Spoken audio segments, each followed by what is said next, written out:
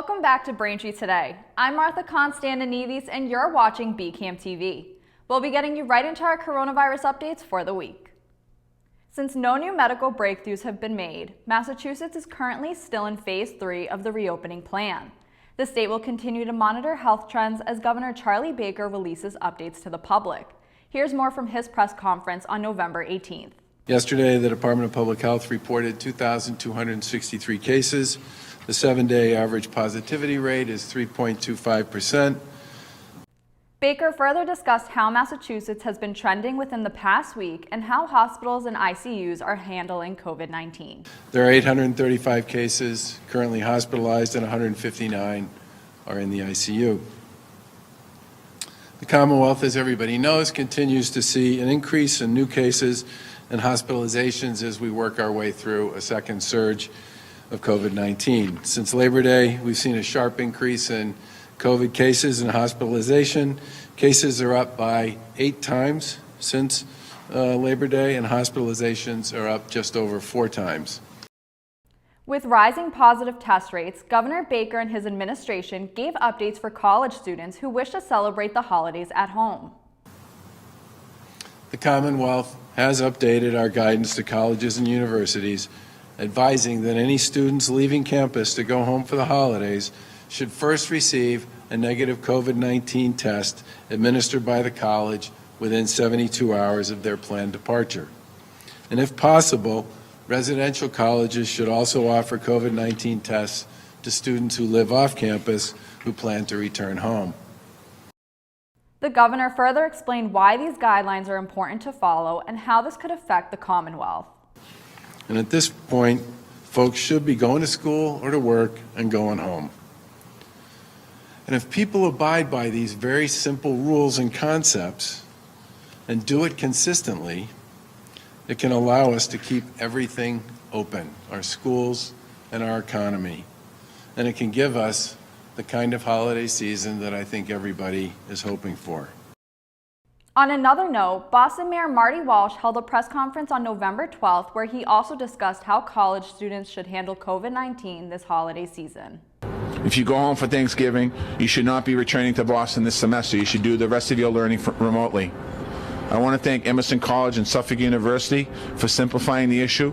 They're going fully remote for Thanksgiving. And I want to thank Boston University and Harvard for letting their students know they should not return in person if they go home for Thanksgiving. And I want to thank all the college universities who are taking some of the versions of this approach as we move forward. I'm asking all colleges and all universities to take similar steps. The Boston mayor also explained the latest king tide coastal flooding seen earlier this week and how MBTA and ferry service cuts are going to hurt the city of Boston. I'm honored and I'm grateful to have been named the new chair of this organization. Today we're going to talk about climate action that will help our country recover from the COVID-19 pandemic. We face considerable challenges, but we have more reasons to be of hope and optimism right now than we've had in a long time. We have an opportunity moving forward with a partner in Washington that works with us, that believes in science. On another note, New Hampshire Governor Chris Sununu on Thursday instituted a statewide mask mandate, which takes effect Friday, November 20th. The governor said that it was necessary to allow Granite State businesses to stay open and prevent hospitals from being overwhelmed by COVID-19 patients. The mandate will apply to all indoor public spaces and outdoors when social distancing cannot be maintained. With hopes to keep moving forward in the fight against COVID-19, Governor Charlie Baker and Boston Mayor Marty Walsh will continue to update the public as more information is being released. Stay tuned for more on Braintree Today on BCAM TV. We'll be right back.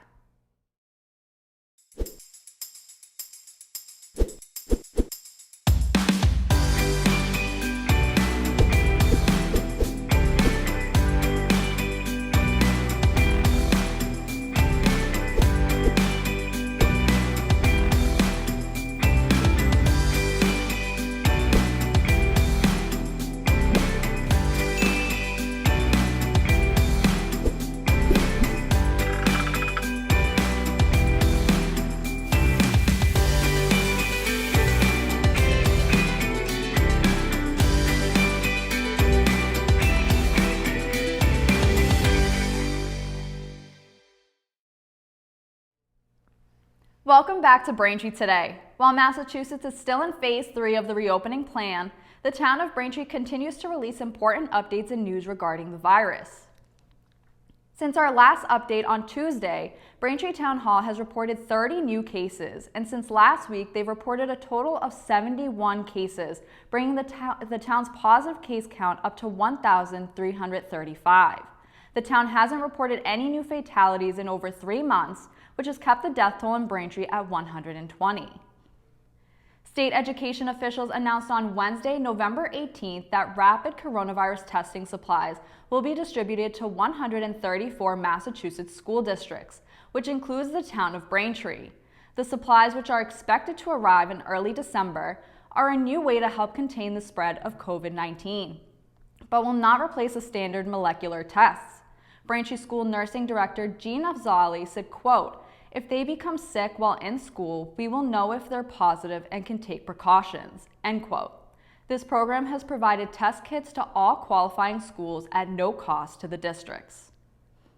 This week, Mayor Kokoris discussed a new mandate and some updates from the town in a new interview with local radio station WATD. The Braintree mayor announced the town has created a new emergency order that all nursing home employees should get tested on a weekly basis. This order went into effect on Monday, November 16th. Here's some more updates from the mayor on 95.9 WATD. So a lot of positive things happening here, and we're also looking to bring our students back into school after the Christmas break. So that is our next goal, is to bring them back to a full week and regular classes so that, we can move forward with their education. The March Crispin Center is holding a Thanksgiving drive-through distribution on Monday, November 23rd. Ann Tolan, managing director at the center, informed the town council that the center will be expecting 2 truck deliveries. First is a refrigerated truck that will contain frozen turkeys and produce, and the second vehicle will contain the non-perishable items. Families who have registered will be able to pick up their meal outdoors at 74 Pond Street.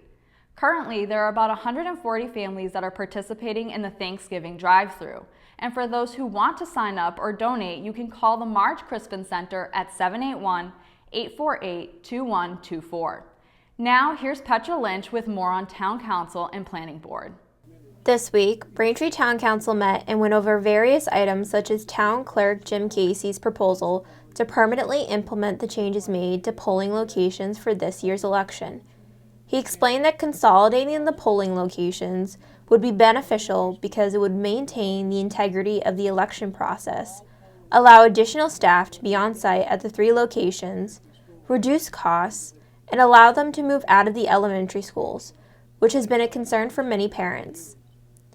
He also addressed concerns about public transportation and accessibility to voting centers that were brought up during the last Committee of Ways and Means meeting. Here is Town Clerk Jim Casey with more details. There are some negatives been raised. Some have raised the voting centers are not accessible by public transportation. I'd like to point out this would also be the same for the individual polling locations. Braintree Elder Affairs provides transportation to polls for residents 60 years of age or older. That essentially is their charter. They do not provide transportation for those under 60 years of age. Otherwise, it would not be called an elder center. There are some other options to obtain or to get to a polling location. That is ride-share transportation. That is available at a reasonable cost for those all not having access to a vehicle. And additionally, though I know that somewhat has declined significantly, are taxi cabs. That is another useful option for voters to get to their polling places. Those with disability would be disproportionately affected, as some of the claims have come out. Each voting center has multiple voter-assisted terminals in each voting center for those with visual disabilities. Individual polling locations would only have one of these machines. And as we all know, when we get older, things seem to break down a little more. These terminals are aged, they're over 15 years old, and they have an unpredictable failure rate. These negatives would equally apply to voter centers and to individual polling locations. Many other municipalities across the state have some form of consolidation of voting precincts, and many more have it under consideration. I strongly believe the trial of voting centers these past 3 elections and under the extreme conditions driven by the COVID pandemic were widely accepted by the vast number of voters. In order to gather more information and get feedback from residents on the changes proposed, Town Council President Shannon Hume believed it was best to table the item to a later date. Here is President Shannon Hume letting residents know what they can do to send their feedback. Any member of the public, resident who wish to ask us a question about this moving forward for the future agenda, you can send one email to towncouncil@braintreema.gov. That will go to all 9 of us, including our clerk, Sue Semino. We can get all those questions all together and we can put them out on the town website, whatever. But we'll inform everybody of when this is going to come up in the future. Town Clerk Jim Casey's proposal to consolidate the polling locations was tabled to a later date sometime in January 2021. Town Council also went over the request for authorization to accept the intermunicipal agreement for cooperative recycling on the South Shore. The decision to recommend this item was made after the Committee of the Department of Public Works saw the benefits and cost savings that came with the agreement with the South Shore Recycling Collaborative.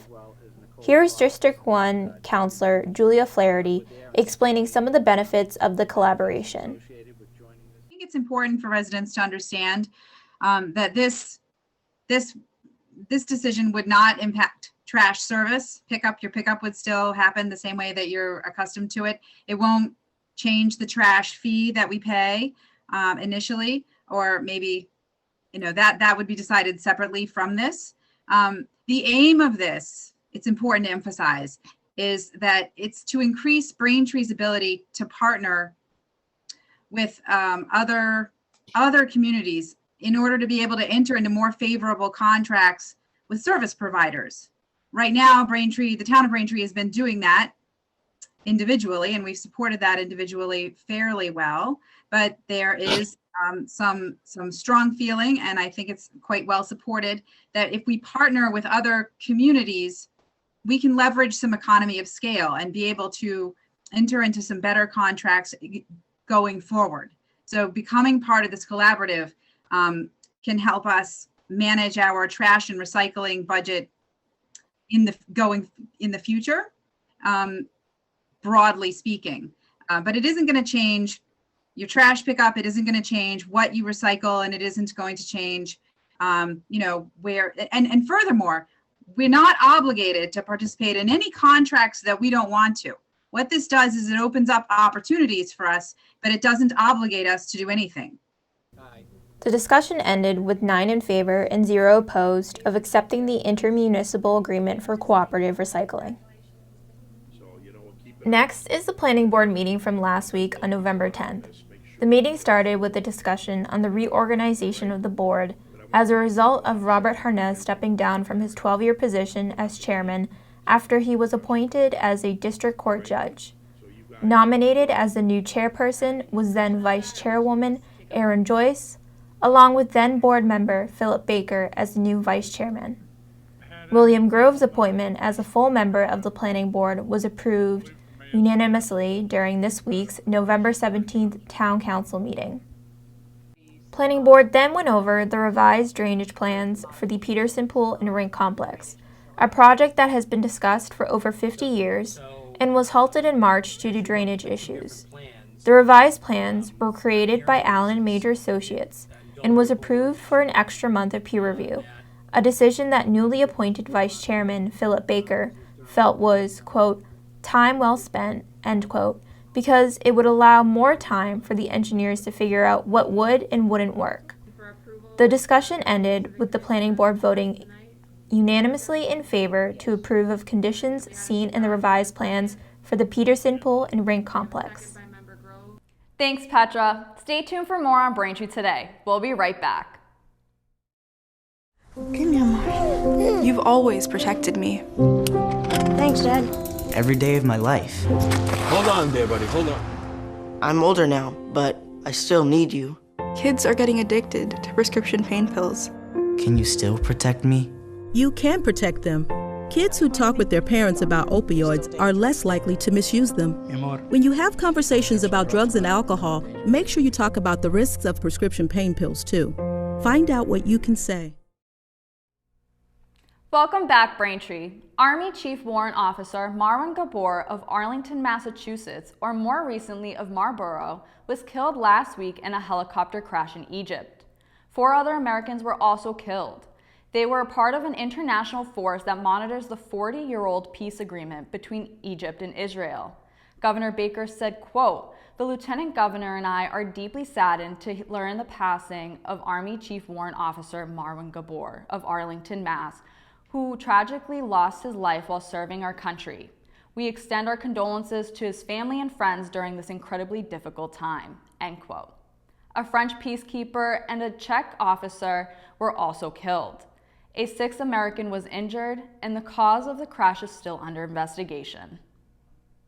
On another note, as you have probably heard by now, a U.S. Marine has been charged in the death of Emerson College student Daniel Hollis after an altercation outside of a house party in Austin last year. Those charges, however, which include murder, voluntary manslaughter, and wrongful use of a controlled substance, are being brought by the Marine Corps.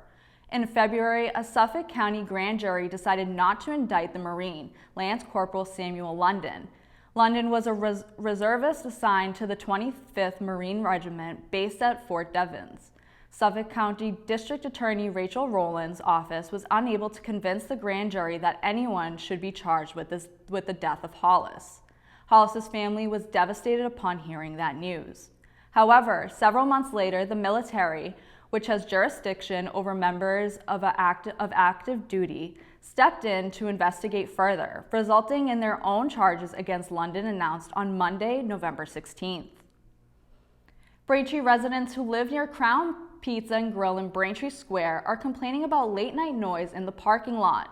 Kimberly Duffy, who lives across from Crown Pizza and Grill, said the parking lot is filled with cars between 11 p.m. and closing at 4 a.m., and said to have counted 27 cars in the parking lot at 1:30 a.m. Saturday morning. Duffy said, quote, "I don't understand how a 4 a.m. license was ever granted. This is not Times Square, this is Braintree Square," end quote. The town's license board held a disciplinary hearing Tuesday, November 17th on the liquor and restaurant licenses of the restaurant. The board member said there wasn't enough evidence to take action against the restaurant. A local favorite, the 99 restaurant, is closing its doors this Saturday, November 21st. A spokesman for the restaurant told Boston Restaurant Talk that 2 of the company's locations in Braintree and West Concord will be shutting down. The longtime favorite has over 100 locations in New England and New York, offering a variety of comfort foods like wings, burgers, and more. Restaurants in Seekonk and Worcester are also expected to close, but no date was specified. The 99 restaurant was located at 250B Granite Street by the South Shore Plaza in Braintree, Massachusetts. This year, the Braintree High School Athletic Association is hosting its 21st annual Thanksgiving Day Turkey Trot. This big-time fundraiser is organized by the Braintree High School Athletic Association. The money raised helps support the BHS athletic program in numerous ways, but it also serves an important role of bringing the community together. Canceling the race was not an option, so they decided to make it virtual to keep residents in the town as safe as possible with the ongoing pandemic. For more information on registration and how to participate, you can visit runsignup.com/race/MA. For those looking for more Thanksgiving fun, Weymouth 400, the town's historical organization, has modified its second annual Illuminate Weymouth event to go virtual this year, which will begin at 5:30 p.m. on Saturday, November 21st, on Facebook and other channels. Illuminate Thanksgiving is meant to celebrate gratitude, giving, and thanks, and will spotlight Weymouth's youth and recognize the, quote, little lights making a difference in the world. This year, they will be celebrating Dennis Brooks, recipient of the I'm Gonna Let It Shine award. The award honors an individual or organization that through their actions has touched the lives of many. For more information on registration and viewing links, you can visit weymouth400.org. Due to the COVID-19 pandemic, there will be no ice skating at the Frog Pond on the Boston Common this winter. The City of Boston made the announcement on Twitter Friday afternoon, saying, quote, "We look forward to welcoming skaters to the ice next year," end quote. Although the rink will be closed, Gillette Stadium has a socially distanced event you can attend this year. Fun Guys Events teamed up with Gillette Stadium to host the Magic of Lights drive-through lights experience, which features dazzling themed light displays using the latest LED technology and digital animations. The drive-through is a mile long and features a blizzard tunnel and lit-up representations of the 12 Days of Christmas, Winter Wonderland, and the Night Before Christmas, all of which can be experienced from the safety of your own car. For more information on tickets and schedules, you can visit magicoflights.com. The town of Braintree announced this week that the Thayer Library will be expanding their evening hours starting November 16th. The library will open Mondays and Wednesdays from 10 a.m. to 7 p.m. and Fridays from 10 a.m. to 5 p.m. Curbside service will continue to be offered Tuesdays and Thursdays from 10 a.m. to 7 p.m. If you would like to check out books using Thayer's curbside service, please call 781-848-0405. Or you can head over to ocln.org to place holds online 24 hours a day. Thayer Public Library will also be hosting a virtual coffee event with a local artist on Wednesday, December 2nd from 7 p.m. to 8 p.m. This virtual event is free to the public, but you must register through the event calendar on their website at www.thayerpubliclibrary.org or call the reference department at 781-848-0405. Now in sports, Celtics forward Gordon Hayward has opted out of his final year with the Celtics. Hayward will leave $34.2 million on the table by becoming a free agent. Hayward could renegotiate a new, longer contract with the Celtics. He could sign with a different team that has room in their salary cap for him, or if he chooses to sign with a team like the Indiana Pacers, who do not have room in their salary cap, the Celtics would have to agree to sign a trade deal, whereby Indiana would give the Celtics a player. The 4-5 Patriots are traveling to Houston this Sunday to take on the 2-7 Texans. Game time is 1 p.m. In high school sports, on Wednesday night, Archbishop Williams' boys soccer team beat Cardinal Spellman 1-0. This victory sends Archies to the Catholic Central League Cup final this Saturday at 12 at Archies. They will play Bishop Fenwick, who defeated Bishop Fian on Thursday night to advance to the finals. Thank you for watching Braintree Today. We'll be right back with more in entertainment. Social distancing and staying home are the best ways to limit the spread of COVID-19. But if you must go out, make sure you cover your face. You can use anything that covers your nose and mouth, including dust masks, scarves, and bandanas. But leave the surgical masks and N95s for healthcare workers. Remember, masks slow the spread when you must go out. But staying home and social distancing are the best ways to protect yourself and others. For more information, visit mass.gov/COVID-19. Welcome back to Braintree Today. Now I'm joined by Petra Lynch for What's New in Entertainment. What's happening this week, Petra? There's lots of interesting movies and TV shows to watch this week. For instance, now in theaters is a new action film starring Liam Neeson. And then check out the newest batch of Christmas-themed Netflix films and original shows that are sure to infect you with the holiday spirit. Also on ABC is a new series that follows a PI and an ex-cop as they search for two sisters who have been kidnapped on a remote highway in Montana. Liam Neeson stars in the newest action flick, Honest Thief, in which he plays a professional bank robber from Boston who hopes to cut a deal with the FBI for a reduced sentence by agreeing to return all the money he stole. But the situation takes a turn for the worse when two FBI agents set him up for murder. Now he must go on the run to clear his name and bring them to justice. Then on Netflix, check out the new Dolly Parton Christmas musical, Dolly Parton's Christmas on the Square. Starring 15-time Emmy Award nominee Christine Baranski, the film follows cold-hearted Scrooge, Regina Fuller, who plans to sell her hometown's land, regardless of the consequences, but is then visited by a rhinestone-bedazzled angel who guides her on a musical journey to learn some generosity and love at Christmas time. Also on Netflix is the new Christmas-themed lifestyle series, Holiday Home Makeover with Mr. Christmas. The home makeover show follows interior designer Benjamin Mr. Christmas Bradley as he works with a trusty team of elves to help families transform their homes for the holidays. And new to ABC's Tuesday night lineup is Big Sky, starring Kylie Bunbury and Catherine Winnick. The show follows a PI and an ex-cop who search for two sisters who were kidnapped by a truck driver while driving on a remote highway in the Midwest state of Montana. But they soon discover that the sisters were not the only girls who have disappeared in the area, so they must race against time to find the kidnapper before another woman is taken. New in music this week is a collaboration between superstars Dua Lipa and Miley Cyrus for the official music video for Prisoner, which was released on November 19th. The newest track follows Midnight Sky as the second single from Miley Cyrus's upcoming 7th studio album, Plastic Hearts, which will drop on November 27th, the day after Thanksgiving. The 80s-esque music video features Cyrus in leather and fishnets, while she and Dua Lipa man the wheel of a tour bus. The video also oozes slasher movie vibes, as a knife is plunged into a heart-patterned teddy bear, and Cyrus is seen covering herself in what may or may not be blood. The music video for Prisoner can now be watched on Miley Cyrus's official YouTube channel, while the track can be streamed on Spotify, Apple Music, and Amazon Music. Thanks, Petra. I can't wait to catch up on those films, and I love the hat. Thank you for watching Braintree today on BCAM TV. That was Petra Lynch, and I'm Martha Constantinides. That's all we have for news this week. See you next time.